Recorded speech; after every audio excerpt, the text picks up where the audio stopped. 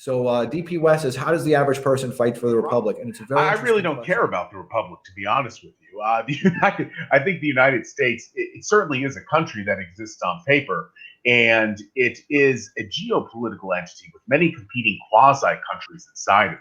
John Zogby, the pollster, one of the few accurate ones, wrote a very good book called Neo-Tribes and Neo-Tribal Analytics. I might have jumbled the title. And it details how modern social affinity groups have produced a tribalism in America that makes it so the country is quite fractured. And he explains the ramifications of that. So if you look at the republic as an entity, if you call it a republic, looking at it as a monolithic entity, even if you admit there's diversity of thought within it, and diversity of lifestyles, ancestries, blah, blah, blah, cultures, trying to save the republic per se, I don't think is a smart idea, because the future is going to be much more decentralized. I think regionalism is the future.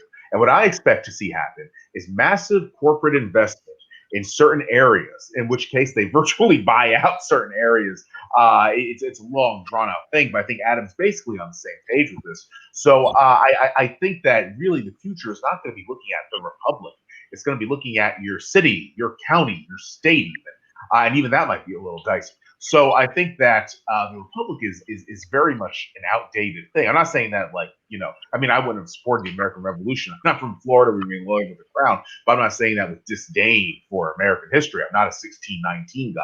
That's where I'm coming from. That's what I just want to convey. But so I think the average person should be interested in fighting for his own or her own quality of life, and he or she should try to make his or her community and region as safe, stable, prosperous, and desirable to live in as possible. That would be my advice. So, okay, so now, and I appreciate that so much. So thank you very much. And now I'll respond to that, because it's such an interesting